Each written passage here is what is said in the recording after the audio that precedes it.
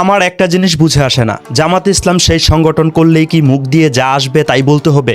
যাচাই বাছাই করে কোনো কথা বলার প্রয়োজন নেই। মুখ দিয়ে যা আসবে, মনে যা চিন্তা আসবে তাই বলে দিতে হবে। ওলামাই কেরামের উপরে কি ফেরাউন লেখাটা লিখতে হবে?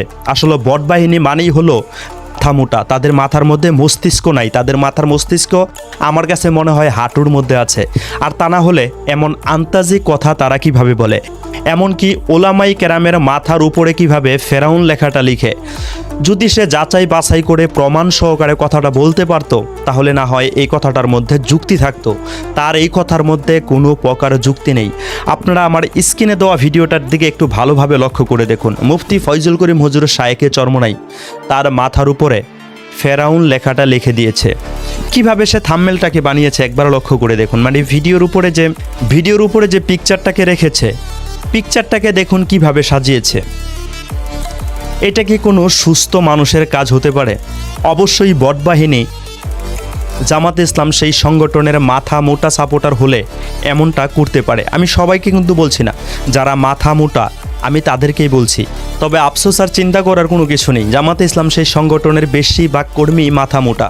তারা ওলামাই কেরামদেরকে সম্মান দিয়ে কখনো কথা বলে না। যেমন আমরা জামাতে ইসলাম সেই সংগঠনের সাথে জড়িত নই, সেই সংগঠনটা কিন্তু আমরা করছি না। তবে কখনো কি জামাতে ইসলাম সেই সংগঠনের কোনো ওলামাই কেরামদেরকে স্ক্রিনে উঠিয়ে এমনভাবে কোনো পিকচার আপলোড করেছি, এমন কোনো পিকচার কি এডিট করেছি, তাদের কোনো আলেমকে কি আমরা ফেরাউন বলেছি? আর আন্তাজে কোনো কথা আজ পর্যন্ত বলেছি? প্রত্যেকটা কথার পিছনে কিন্তু প্রমাণ রেখেছি। আসুন আগে এই ভিডিওটা একটু প্লে করি, কথাগুলো শুনি, তারপরে তার কথাগুলো খণ্ডন করবো ইনশাল্লাহ। আর আমি যে বলেছি তাদের মাথা মোটা, এটা প্রমাণ করে দিব এই ভিডিওতে ইনশাল্লাহ। এই চরমোনাই পিছন থেকে কলকাঠি নেড়ে ডক্টর মিজানুর রহমান আজহারীকে দেশ ছাড়তে বাধ্য করেছিল। এই চরমোনাইয়ের লক্ষ্য উদ্দেশ্য শুধু একটাই, তারা চায় না বাংলাদেশে ইসলামী হুকুমত কায়েম হোক। আপনারা হয়তো ওনার কথাগুলো শুনেছেন। উনি ডক্টর মিজানুর রহমান আজহারী সাহেবের এই কথাকে এখানে এনেছে।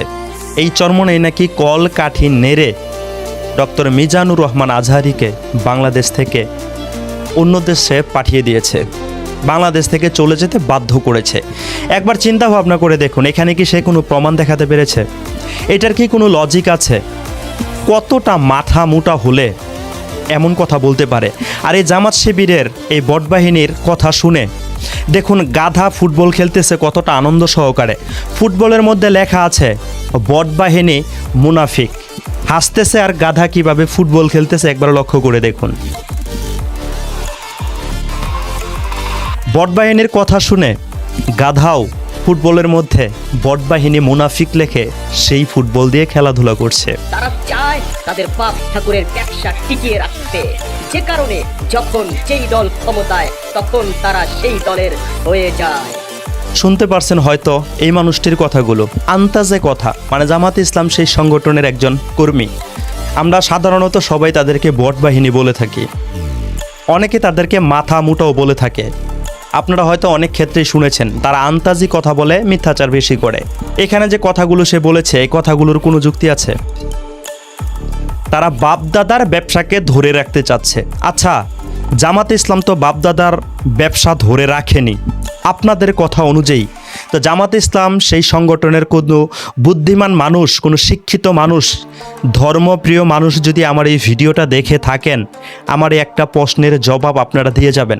আপনারা তো বাপদাদার ব্যবসা টিকিয়ে রাখেননি, তাহলে আপনারা তো কুরআন হাদিসের রেফারেন্স দিয়ে বক্তব্য দিয়ে থাকেন। আপনাদের সংগঠনেরই কয়েকজন বক্তা আছে, তারা কথায় কথায় কুরআন হাদিসের রেফারেন্স দেয় এবং কত সুন্দর, কত স্টাইল করে কথা বলে, একদম পিওর কথাগুলো বলে।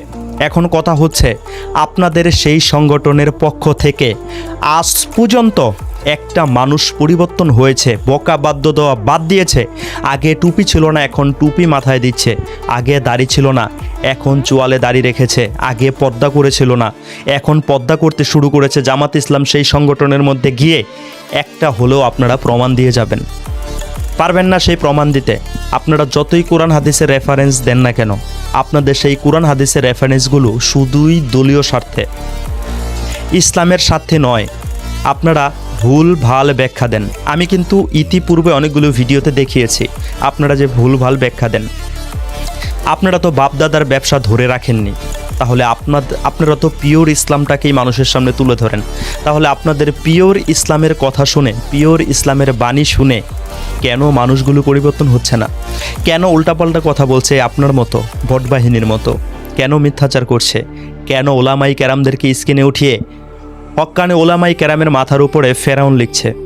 এটা কি ইসলামিক শিক্ষা? এটা হলো জামাতে ইসলাম সেই দলের শিক্ষা, সেই সংগঠনের শিক্ষা। কারণ শুধু একে দিয়েই যে আমি কথাগুলো বলছি এমনটা না, আমি কিন্তু এর আগে অনেকগুলো ভিডিও তৈরি করেছি। জামাতে ইসলাম সেই সংগঠনের অধিকাংশ কর্মীরাই ওলামাই কেরামদেরকে ইচ্ছা মতো বকাবাদ্য দেয়। তাদের বিপক্ষে একটা কথা বললেই ইচ্ছা মতো বকাবাদ্য দেয়। কই ইসলামী আন্দোলন বাংলাদেশের বিপক্ষে তো আপনারা অসংখ্য অগণিত আলেম রাস্তায় নেমে গিয়েছেন, মাঠে নেমে গিয়েছেন, কথা বলছেন। কই ইসলামী আন্দোলন বাংলাদেশের পক্ষ হতে তো আপনাদেরকে বকাবাদ্য দেওয়া হয় না? তাহলে আপনারা কেন সত্য কথাগুলো হজম করতে পারেন না? কেন এত গুমরা আপনারা? যাই হোক, আমার প্রাণপ্রিয় ভাই ও বন্ধুরা, জামাত ইসলামের কথা যদি আমি বলি, সারা রাত সারা দিন বলেও শেষ করা যাবে না। কারণ এটা এমন একটা সংগঠন, না ইসলামিক না অয়েন ইসলামিক, মানে কোনো কিছুর মধ্যেই নাই।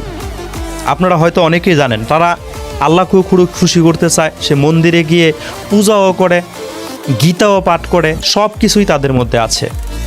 তারা মুসলিমও আবার অমুসলিমও, ইসলামিক দলও আবার অন ইসলামিক দলও, তাদের ভিতরে সবই আছে, তারা সব জায়গাতেই আছে।